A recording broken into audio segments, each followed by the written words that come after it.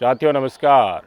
नीतीश बाबू को बिहार का अगला नवीन पटनायक बनाने की आज तैयारियां पूरी हो गई हैं। किसी भी बाहुबली को कमज़ोर करने के लिए उसके जितने भी मजबूत पैर होते हैं, एक एक करके उन मजबूत पिलर्स को ढाया जाता है और आखिर में वो विकलांग हो जाता है, चलने लायक स्वयं ही नहीं बचता है। आज नीतीश बाबू अपनी उम्र दराज के होते और पार्टी की इस स्थिति में खड़े हैं कि वो न चाहते हुए भी भारतीय जनता पार्टी से दूर नहीं जा सकते। हमने देखा कि इनको गाय भैंस वाले मंत्रालय पकड़ा दिए गए। इनके मंत्रियों को कहा गया कि हमारे स्पीकर को सपोर्ट करो, उनके अनुसार भी उन्होंने खुले ऐलान कर दिया। भाजपा की टोन में टोन मिलाते गए और आज नीतीश बाबू ने इस व्यक्ति को, संजय झा को, अपनी पार्टी का दूसरे नंबर का कैंडिडेट घोषित कर दिया है। राज्यसभा सांसद संजय सिंह को राष्ट्रीय अध्यक्ष बना दिया गया है, दूसरे नंबर का दर्जा दे दिया गया है और यही व्यक्ति भारतीय जनता पार्टी छोड़ करके 2012 में नीतीश बाबू की पार्टी में शामिल हुआ था। लुटियंस जोन में अफसर भी और भाजपा का केंद्रीय नेतृत्व भी और भी कई नेता मंत्रियों के साथ इनकी बहुत अच्छी पैठ है। इस साल के जनवरी में जब लालू यादव से गठबंधन तोड़ के बीजेपी के साथ गठबंधन हुआ तो इसी व्यक्ति के सहयोग से जो भाजपा और नीतीश बाबू के बीच में एक ब्रिज का काम किया और गठबंधन वापस से हुआ। एनडीए का हिस्सा नीतीश कुमार हो गए। लेकिन मुझे बताइए, बात यही नहीं है। आज इस राष्ट्रीय कार्यकारिणी में नंबर 2 के संजय झा अगर बना दिए गए हैं तो इसके पीछे कारण क्या है? इसके पीछे कारण है एक लोड स्वयं न ले पाना और खराब स्वास्थ्य है और धीरे धीरे उम्र दराज होने के साथ साथ अगर पार्टी बीजेपी में विलय हो गई, बीजेपी ने उसको तोड़ लिया, तो उसका प्रोटेक्शन एडवांस में नीतीश कुमार कर रहे हैं। यही नहीं कि अब संजय झा को पहली बार पार्टी का दूसरे नंबर का दर्जा किसी को दिया गया हो। इससे पहले प्रशांत किशोर थे, आरसीपी सिंह थे, फिर ललन सिंह थे। प्रशांत किशोर और आरसीपी सिंह आज नीतीश बाबू की पार्टी में नहीं है, उनको निकाल दिया गया। क्यों? क्योंकि उनके ऊपर गुटबाजी का प्रयास किया गया था। आरसीपी सिंह तो नीतीश बाबू की मर्जी के बगैर ही केंद्र में मंत्री भी बन गए थे। यहाँ तक नौबत आ गई थी, फिर उनको निकाल दिया गया पार्टी से। यही कोशिश की गई नीतीश बाबू के साथ कि हमारी पार्टी में कोई ऐसा व्यक्ति ना हो जो भाजपा के इशारे पर यहाँ से हमारी पार्टी का एनसीपी और शिवसेना बना दे। महाराष्ट्र में हुआ वैसा हाल जेडीयू का ना हो, इसलिए नीतीश बाबू ने फिर ललन सिंह को बनाया। ललन सिंह के खिलाफ भी पार्टी का एक गुट आकर खड़ा हो गया और कहा कि ये पार्टी को कमज़ोर कर रहे हैं। तो क्या किया नीतीश बाबू ने? ललन सिंह से राष्ट्रीय अध्यक्ष का पद अपने पास रख लिया। ललन सिंह को उस पद से मुक्त कर दिया गया। अब 2012 में संजय सिंह पार्टी में शामिल हुए थे, उसके बाद लगातार मंत्री भी बिहार विधानसभा में रहे हैं नीतीश बाबू के साथ में। सबसे ज़्यादा विश्वास नीतीश बाबू ने संजय झा पर जता दिया और यही गलती कर गए। एक विकल्प ढूंढने की लगातार कोशिश और जिस जद्दोजहद में लगे हुए थे कि ऐसे व्यक्ति को मैं ढूंढ कर लाऊं जो भाजपा की डोमिनेंस को ख़त्म कर देगा और बिहार में भाजपा जो आक्रामक होती जा रही है और साइड लाइन कर देती है दूसरे राज्यों में, वैसे ही जेडीयू को ख़त्म कर देगी। ये दाव आज जो चला गया है नीतीश बाबू के द्वारा, ये काफ़ी हद तक खाली जाने वाला है। दिखानों के लिए तो काफ़ी प्रकरण आज दिखाए जा रहे हैं। गोदी मीडिया चिल्ला रहा है कि देखिए ये जो अध्यक्ष नियुक्त किए गए हैं ये तो कोई बड़ी बात नहीं। ज़्यादा बड़ी बात तो वो है कि बिहार को विशेष राज्य का दर्जा दिया जाए और आरक्षण को नवी अनुसूची में डालकर सुरक्षित किया जाए।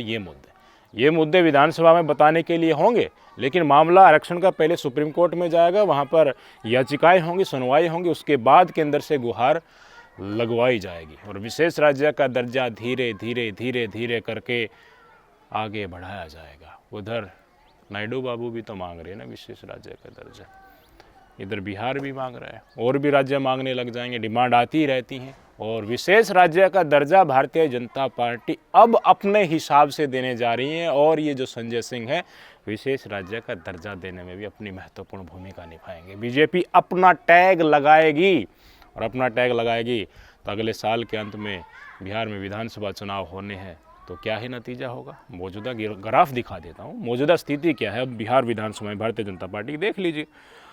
78 विधायक तो भाजपा के हैं, नीतीश बाबू के 44 हैं, जीतन राम मांझी के 3 हैं, 1 निर्दलीय और 7 जो बदल कर आए हैं। टोटल 133 विधायकों के साथ बिहार में सरकार चल रही है। तो मुझे बताइए, ऑलरेडी आज इस स्टेज के ऊपर भारतीय जनता पार्टी विधायकों की संख्या में नीतीश बाबू से ज़्यादा है और विशेष राज्य का दर्जा जब देना होगा तो वो एक ऐतिहासिक कदम होगा। पूरे बिहार में उसके नाम पर वोट मिलने जा रही हैं तो उसका क्रेडिट क्या भाजपा नीतीश बाबू को दे देगी?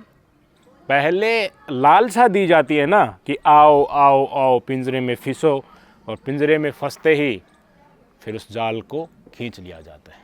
पहले तो कुछ टुकड़े डाले जाते हैं ना कि देखिए हाँ हाँ हाँ आ जाओ आ जाओ आ जाओ, पहले दुबक के एक जगह दुबक कर ये दिखाया जाता है कि हम कुछ नहीं करेंगे, बेशक से पास में आ जाओ। ऐसा ही अब जनवरी 2024 में गठबंधन हुआ तो उसी समय पर संजय झा ने भूमिका निभाई थी, दिखाया कि देखिए भारतीय जनता पार्टी अपना डोमिनेंस कर रही है, अपनी बातें मनवाने की कोशिश कर रही है, लेकिन देखिए नीतीश बाबू मैं आपका एक सिपाही की तरह खड़ा हूं, मैंने हर मुद्दे को रखा और मनवाया भी और हमारी बात ऊपर रखी। ये विश्वास संजय झा ने नीतीश बाबू को दिया और उसी के कारण आज दूसरे नंबर का पद पा लिया और एक ब्रिज की भूमिका निभाने वाले हैं।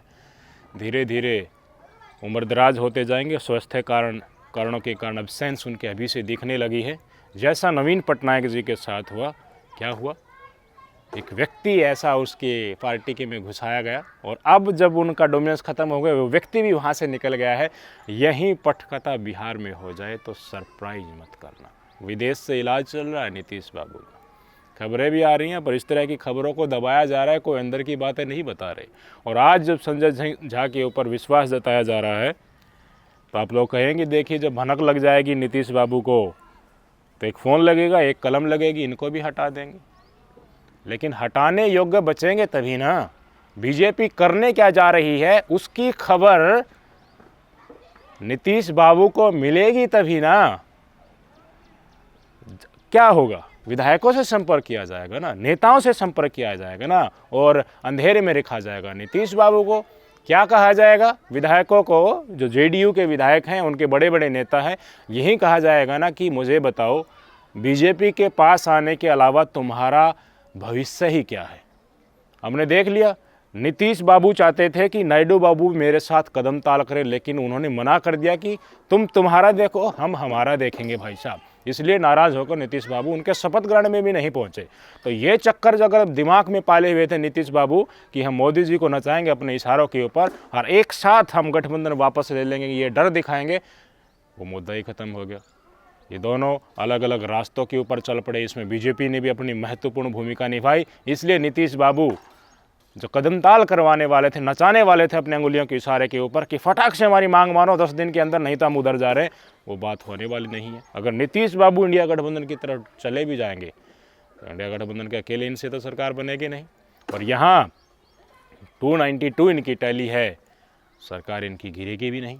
निर्दलीय को अपने संपर्क में ले लेंगे तो नीतीश बाबू के आने और जाने का दिखाया जाएगा कि कितना भविष्य बन रहा है। तब तक नायडू बाबू को भी और अच्छी तरीके से शिकंजे में ले लिया जाएगा।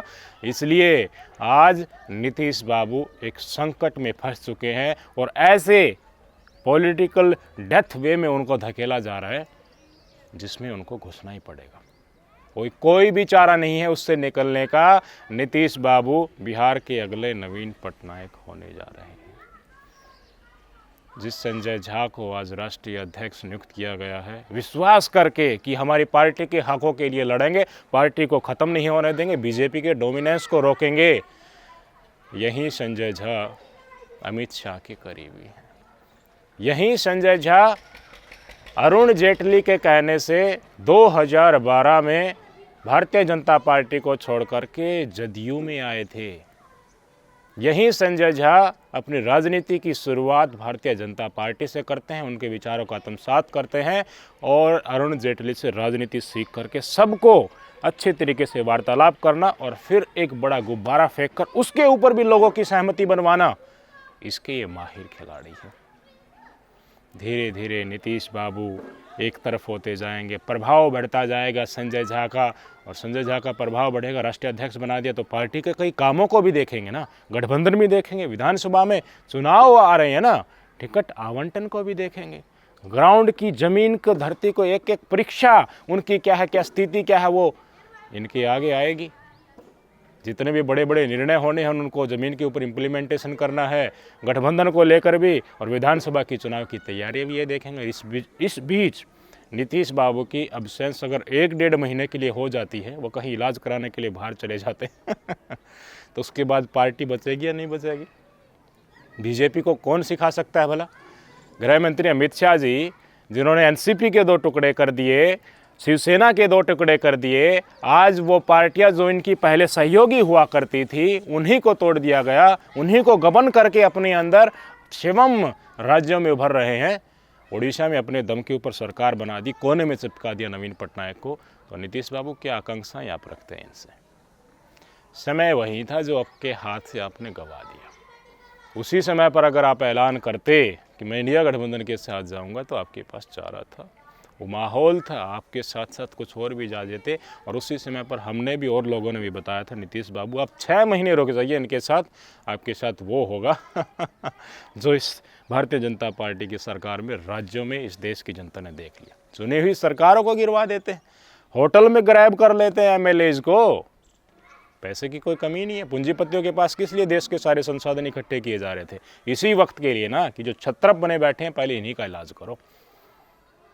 और विपक्ष को तो अच्छे से समेट ही लेंगे, जिस तरह से अरविंद केजरीवाल को समेटा जा रहा है, हेमंत सोरेन को समेटा जा रहा था। आज अगर तानाशाही तीसरी बार पुनर्जीवित इस देश में सत्ता के रूप में हुई है, उसके जिम्मेदार यही नीतीश बाबू है और यही नायडू बाबू है। और जिस दिन इनका अंत होगा, इन्हीं का वोट बैंक ताली बजाएगा कि इसके साथ सही हुआ। गलत कर रहे हैं या सही कर रहा हूँ बताइए? कोई भी इनका वोट बैंक के साथ नहीं होगा। जो नीतीश बाबू डिमांड आज पारित कही है, जो प्रोजेक्ट बनाया है, आज जो फैसले कहे हैं, सर्वसम्मति से प्रस्ताव पारित किया है कि विशेष राज्य का दर्जा दिया जाना चाहिए, जो आरक्षण को नई अनुसूची में डाला जाना चाहिए, ये भाजपा ऐसी नहीं कि नीतीश बाबू ने कह दिया और हमने दिल्ली से दे दिया, दिल्ली में बैठ के हम देखते रहे कि नीतीश बाबू इसका क्रेडिट ले रहे। नो, आप कितना ही चतुर बन लीजिए, ये ऐतिहासिक निर्णय है और ऐतिहासिक निर्णय प्रधानमंत्री मोदी और गृह मंत्री अमित शाह, अगर क्रेडिट इनको नहीं मिलता है तो वहाँ पर संजय झा भूमिका निभाने वाले हैं। और वो भूमिका निभाई कैसी जाएगी? अरे हमारे पास है पावर, तो हमारे पास ही है ना, केंद्र में हम बैठे, सब कुछ तो हमें ही देना है।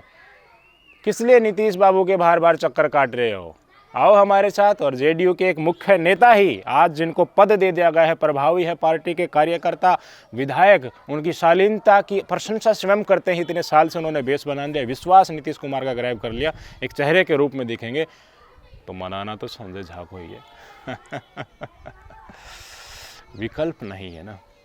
सबसे बड़ी बात यह है, नीतीश बाबू के पास आज एक विश्वसनीय, गाढ़ा, आंख बंद करके जिसके ऊपर विश्वास किया जा सके, वो कैंडिडेट ही नहीं है। बहुत सारे लोग आकांक्षाएं लगा रहे थे कि नीतीश बाबू अपने बेटे को आज राजनीति में लेकर आने वाले हैं, जो दिल्ली में एक कार्यकारिणी की जो बैठक हो रही है इसमें, लेकिन ऐसा हुआ नहीं। ये कुछ और ही निकल कर आ गया, और ही निकल कर आ गया। तो भाई साहब, अब प्रतीक्षा तो करो, प्रतीक्षा करो। साल भर तो बहुत लंबा समय हो जाएगा, इसी साल में आपको आईना देखने को मिल जाएगा और नीतीश बाबू नवीन पटनायक की तरह आएंगे गर्दन हिलाते हिलाते, और इन्हीं के बिहार में इन्हीं के वोट बैंक इनके ऊपर हंसेंगे कि जनादेश जो देश की जनता ने दिया था, क्रूरता, एक तानाशाह की फिर से पुनर्जीवित करने वाले व्यक्ति, और हमारा भला करने वाले तो बीजेपी ही है। ये नीतीश बाबू तो वैसे ही बीच में है। ऐसे ही होता ना, शादी से पहले तो पूछा जाता है बिचौलियों को, बड़ी इज्जत होती है, उस तरफ से भी इस तरफ से भी। शादी के 1-1.5 महीने तक भी थोड़ी थोड़ी होती है, बुलाया जाता है और 6 महीने बाद गाली दी जाती है और फिर दोनों तरफ से भगा दिया जाता है। यही बिचौलिए नीतीश बाबू के साथ बिहार और इस देश की जनता और इस देश का सत्ताधारी दल करने जा रहा है। देखिए नज़ारा, बहुत बड़ा रचनात्मक और रुचिकर घटनाक्रम होने वाला है। जिस मनसा के चलते, जिस घमंड के चलते इन्होंने कहा था ना कि ये विपक्ष वाले थोड़ा बहुत सीट लेकर आ गए हैं, आगे ये भी नहीं आएंगे, यही काम और वही तस्वीरें इंडिया गठबंधन और विपक्ष वाले नीतीश बाबू को दिखाएंगे कि ये तुम्हारा स्टेटमेंट था जिस दिन मोदी को तुम पीएम पद के लिए डिक्लेरेशन दे रहे थे। वेट कीजिए। नमस्कार।